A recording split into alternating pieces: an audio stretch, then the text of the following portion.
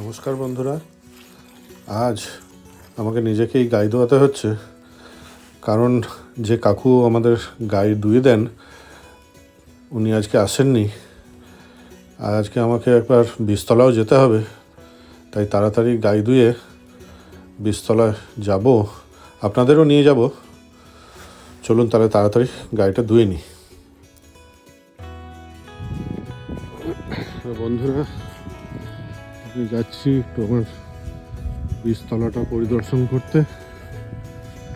দেখি বীজতলার কীরকম অবস্থা এই ঠান্ডায়, আর আপনাদেরকেও দেখাচ্ছি আমার বীজতলা। বোরো ধান চাষ হবে, আর বীজতলা এবং সামনে এটি আমার পাম্প ঘর, সাবমার্সিবলের ঘর এটা। আর এদিকে একটা বীজতলা আছে, কাটা 10 মতো। এটা একটা বীজতলা, এই একটা, এটা বড়, তুলনামূলক বড় বীজতলা এটা। এই দেখুন,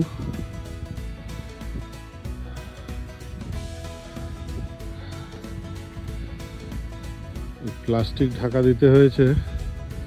অতিরিক্ত ঠান্ডায় বীজ হলুদ হয়ে যাচ্ছে, তার জন্যে প্লাস্টিক ঢাকা দিতে হয়েছে।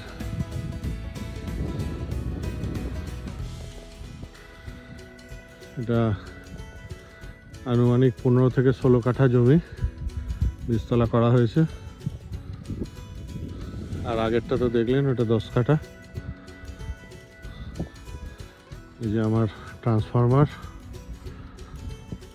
এটি আমার সাবমার্সিবল ঘর। এবার আমরা খুলবো এটা দিয়ে। বীজতলায় অল্প জল লাগবে, একটু সাবমার্সিবলের জল তো সচরাচর গরম হয়, এই গরম জল অল্প করে দেব।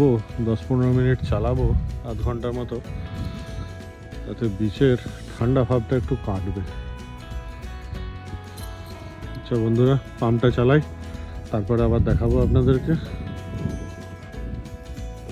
সাবমার্সিবল পাম্প, এদিক দিয়ে জলটা বাইরে দিয়ে যাচ্ছে, মিটার। আর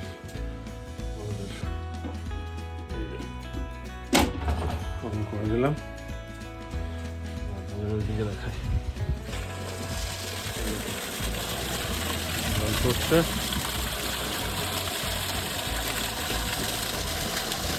জলটা বেশ গরম, আর এটা বিষের পক্ষে খুব উপকার হয়। এই গরম জলটা সকালে দিলে বিষের উপকার হয়, তাই জন্যে প্রতিদিন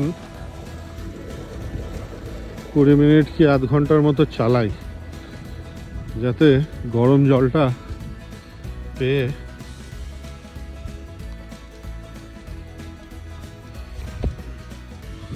পড়ে যাচ্ছিল। দেখি প্লাস্টিকটা তুলে কি অবস্থা। দেখুন, এই দুটোর মধ্যে পার্থক্য বুঝতে পারছেন। প্লাস্টিকটা যেখানে ঢাকা দিয়েছি সেই ধানটা কতটা বেড়েছে, আর যেটা ঢাকা দিইনি সেইটা, দুটোর মধ্যে পার্থক্যটা আশা করছি আপনারা বুঝতে পারছেন।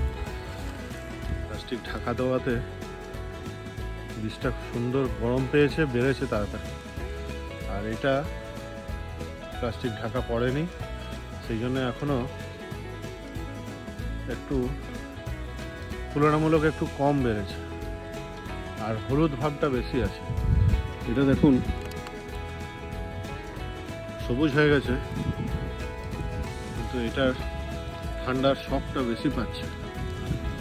তাই বীজে প্লাস্টিক ঢাকা দিলে এই ঠান্ডার শিশিরটা পায় না, কি সেই জন্যে বীজটা তাড়াতাড়ি বাড়ে। আরেকটা জায়গা দেখি, এটাও দেখলে বুঝতে পারবেন ফারাকটা। দেখুন দুটোর মধ্যে ফারাক, আশা করছি আপনারা বুঝতে পারছেন। সকালের শিশিরটা বীচের পক্ষে খুব খারাপ। ঠিক আছে বন্ধুরা, আজকে এই পর্যন্তই। কালকে আবার প্রোগ্রেসটা কতটা হচ্ছে দেখাবো।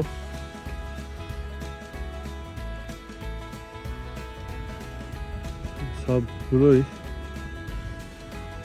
ঢাকা দেওয়া আছে, যেগুলো ঢাকা পড়েছে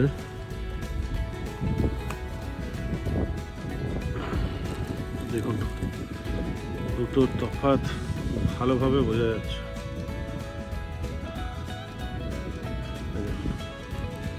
আশা করছি আপনারা বুঝতে পারছেন।